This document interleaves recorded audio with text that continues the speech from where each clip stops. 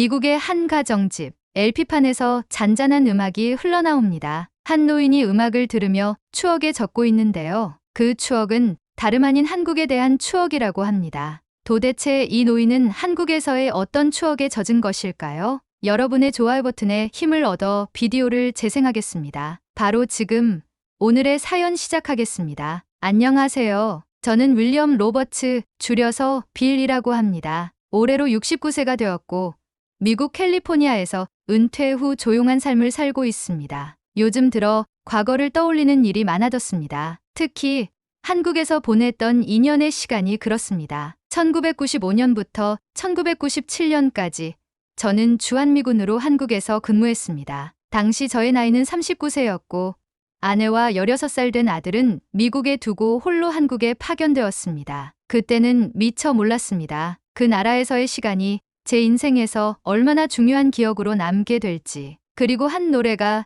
제 가슴을 이토록 깊이 파고들게 될지. 거실 한쪽에 놓인 전축에서 LP판이 천천히 돌아가고 있었습니다. 기타 선율이 흘러나오고 낮고 담담한 한국 가수의 목소리가 공간을 채웠습니다. 저는 조용히 눈을 감았습니다. 그리고 자연스럽게 30년 전 한국에서의 기억들이 떠올랐습니다. 당시 저는 한국에서의 생활에 제법 익숙해진 상태였습니다. 군사기지에서의 일상은 바빴지만 가끔씩 서울 거리를 걷는 것이 작은 즐거움이었습니다. 특히 저는 용산 기지 근처의 작은 음악 카페를 자주 찾곤 했습니다. 그곳에서는 늘 한국 노래가 흘러나왔고 저는 아무 생각 없이 커피를 마시며 음악을 들었습니다. 그러던 어느 날 처음 듣는 노래가 저의 귀를 사로잡았습니다. 잔잔한 기타 선율과 쓸쓸한 한 남자의 목소리. 가사를 정확히 이해할 순 없었지만 이상하게도 그 감정만큼은 뼛속까지 전해졌습니다. 이 노래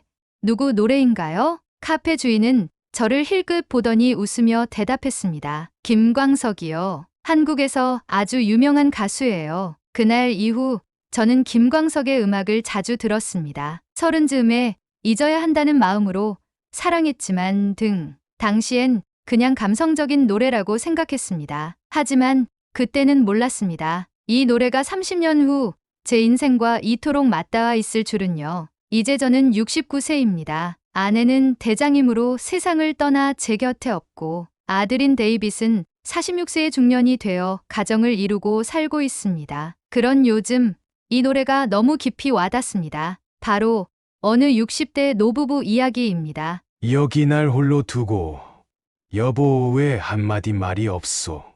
이 가사가 저의 마음을 후벼 팠습니다. 젊었을 때는 그냥 지나쳤던 가사들이 이제는 저를 정면으로 마주하는 듯했습니다. 아내는 곁에 없습니다. 곁에서 함께 늙어가야 할 사람이 사라졌다는 사실이 이 노래를 더욱 깊이 파고들게 했습니다. 저는 요즘 너무 조용한 삶을 살고 있었습니다. 음악을 틀어놓고 천천히 LP판이 도는 것을 바라보며 시간을 보냈습니다. 그리고 혼자였습니다. 그런데 그날 오랜만에 아들 가족이 집에 찾아왔습니다. 거실 문이 열리고 반가운 목소리가 들려왔습니다. 아버지, 저 왔어요. 아들, 며느리, 그리고 손녀인 소피아까지 한꺼번에 들어섰습니다. 집 안이 한순간에 북적거렸습니다. 할아버지, 손주 녀석이 달려와 저의 품에 안겼습니다. 저는 오랜만에 활기찬 기운을 느끼며 미소를 지었습니다. 우리는 거실에 둘러앉아 이런저런 이야기를 나누었습니다. 그런데 그때 소피아가 갑자기 한국어로 무언가를 흥얼거리기 시작했습니다. 할아버지, 저도 한국 노래 알아요. 저는 깜짝 놀랐습니다. 제 손주가 한국어로 노래를 부르다니. 아들이 웃으며 설명했습니다. 아버지, 요즘 이 녀석이 K-팝에 푹 빠져 있어요. 한국어도 조금씩 배우고 있고요. K-팝, 네.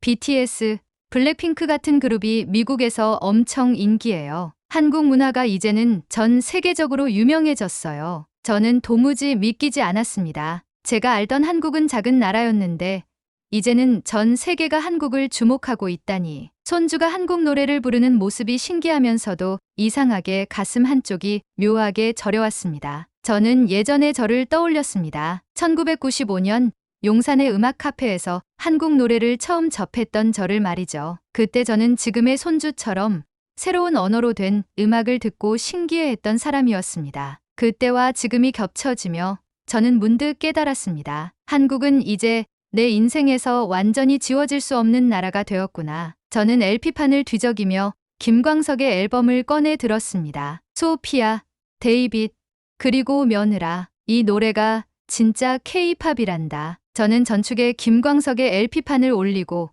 볼륨을 높였습니다. 아들과 며느리, 그리고 소피아는 조용히 음악을 들었습니다. 그리고 저는 다시 한번 한국을 떠올렸습니다. 소피아는 자신이 좋아하는 장르가 아니라고 말하며 자신이 좋아하는 K-팝 음악을 흥얼거리며 걸어갔고, 아들과 며느리는 제가 추천한 음악을 같이 들으며 공감해 주었죠. 그렇게 우린 김광석의 노래로 그날들을 보냈습니다. 그날 이후 저는 손주가 불러준 K-팝 노래를 계속 떠올렸습니다. 그리고 이상하게도 예전보다 한국에 대한 생각이 더 자주 스쳤습니다. 그런데 며칠 후 데이빗에게 전화 한 통이 왔습니다. 아버지, 요즘 한국 생각 자주 하시는 것 같아요. 저는 조용히 고개를 끄덕였습니다. 그러자 데이빗이 활기찬 목소리로 제게 말을 이어갔습니다. 우리 가족 다 같이 한국 여행 가볼까요? 저는 믿어지지 않았습니다. 한국이라니. 그리고 아들의 제안이 너무 제 마음에 와닿았습니다. 저는 결국 마음이 요동쳤습니다. 기쁜 마음으로 데이빗에게 말했습니다. 그래,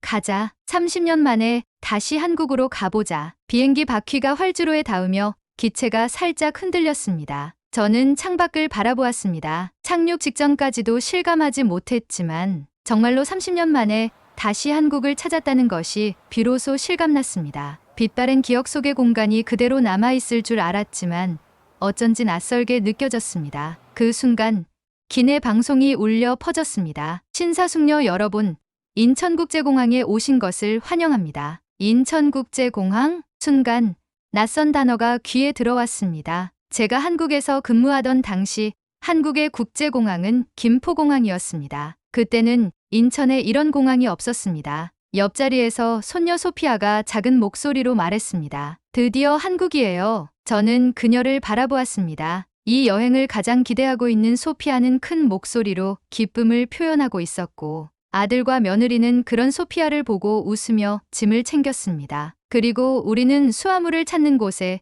도착한 지 몇 분도 되지 않아 수화물을 찾아냈습니다. 과거에는 비행기에서 내린 후 짐을 찾기까지 30-40분은 기본이었지만 지금은 10분도 되지 않아 짐을 찾을 수 있었습니다. 한국 시스템이 미국보다 대단한데요. 데이빗도 감탄하며 고개를 끄덕였습니다. 입국 심사를 마치고 게이트를 빠져나온 순간 저는 본능적으로 발걸음을 멈췄습니다. 눈앞에 펼쳐진 풍경이 너무나 낯설었기 때문이었습니다. 30년 전 마지막으로 떠났던 김포공항과는 비교할 수도 없었습니다. 그때의 공항은 소박한 국제공항이었지만 지금 제가 서 있는 이곳은 마치 거대한 현대 도시 같았습니다. 끝이 보이지 않을 정도로 넓은 실내, 유리 천장을 통해 쏟아져 들어오는 햇빛, 곳곳에서 들려오는 자동 안내 방송, 그리고 세계 각국에서 온 듯한 수많은 사람들. 저는 한참 동안 말을 잇지 못했습니다. 와, 진짜 크다. 소피아가 탄성을 질렀습니다. 아들 데이빗도 주변을 두리번거리며 감탄하고 있었습니다. 아버지,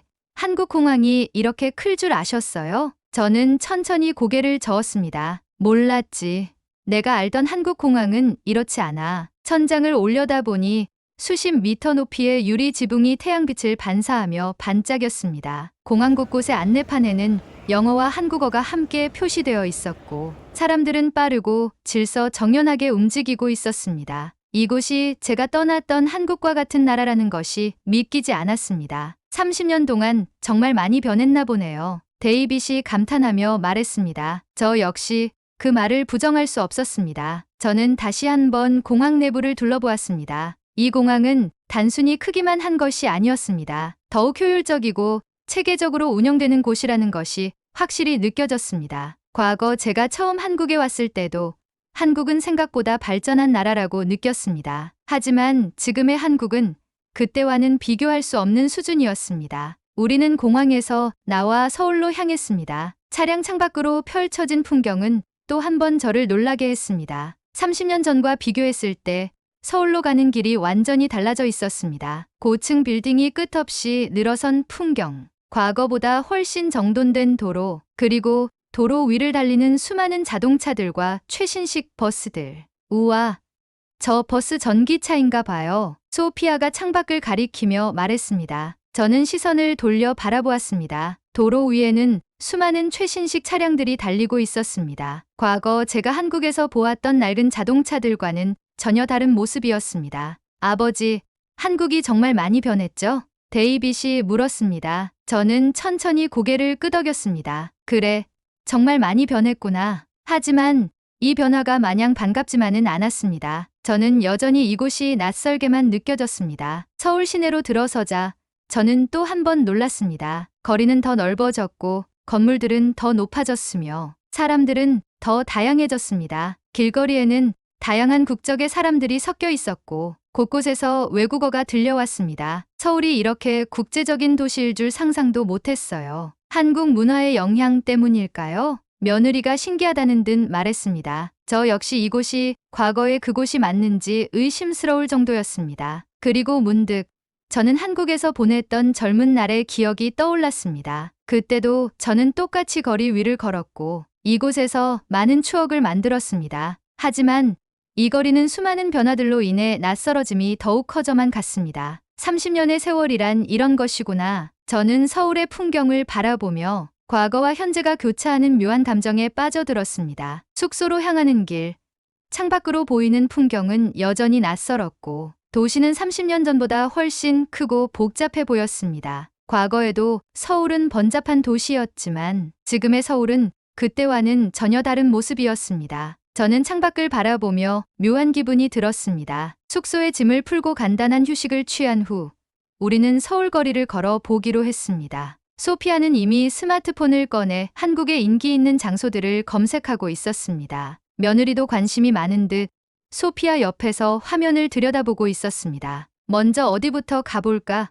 아버지 가보고 싶은 곳 있으세요? 아들 데이빗이 물었습니다. 일단 가볍게 걸으면서 구경하는 게 좋겠어. 30년 만에 돌아온 곳이니 천천히 둘러보고 싶구나. 저는 조용히 답하며 주변을 살폈습니다. 건물들은 모두 현대적인 디자인으로 바뀌어 있었고 곳곳에 보이는 간판들은 한국어뿐만 아니라 영어, 중국어, 일본어로도 적혀 있었습니다. 길거리를 걷는 사람들 역시 다양했습니다. 한국인뿐만 아니라 외국인들도 많았고 곳곳에서 영어와 다른 외국어가 들려왔습니다. 과거에도 외국인들이 있었지만 지금은 확연히 그 수가 늘어난 것이 느껴졌습니다. 아버지가 군복무 하실 때보다 많은 게 바뀐 것 같네요. 한국이 엄청 글로벌한 나라처럼 보여요. 아들이 감탄하며 말했습니다. 저도 고개를 끄덕였습니다. 내가 근무하던 시절에는 이런 풍경을 상상도 못했지. 이렇게 현대적이고 높은 빌딩들을 보니 감회가 새롭구나. 길을 걷던 중 저는 어느 작은 카페 앞에서 발걸음을 멈췄습니다. 문 앞에서 희미하게 들려오는 노랫소리가 귀를 사로잡았습니다. 그 순간 제 심장이 순간적으로 멈춘 듯한 느낌이 들었습니다. 김광석의 노래 서른 즈음에 였습니다. 30년 전 한국에서 처음 듣고 감동했던 목소리가 이제 다시 제 앞에서 울려 퍼지고 있었습니다. 아버지, 아들이 저를 바라보며 말을 걸었지만 저는 한동안 아무 말도 할 수 없었습니다. 이곳에서 다시 이 노래를 듣게 될 줄이야. 저는 가족들에게 양해를 구하고 조용히 카페 안으로 들어갔습니다. 내부는 아늑하고 따뜻한 분위기였습니다. 벽 한쪽에는 오래된 레코드판과 함께 김광석의 사진이 걸려 있었습니다. 할아버지, 이 가수 좋아해요? 저번에 할아버지 집에서 들었던 노래를 부른 가수 같은데 손녀 소피아가 호기심 가득한 얼굴로 물었습니다. 아주 오래전 내가 한국에서 근무하던 시절에 좋아했던 가수란다. 저는 자리에 앉아 조용히 커피를 주문했습니다. 아들은 제 맞은편에 앉으며 물었습니다. 아버지, 이 가수에 대한 추억이 있으세요?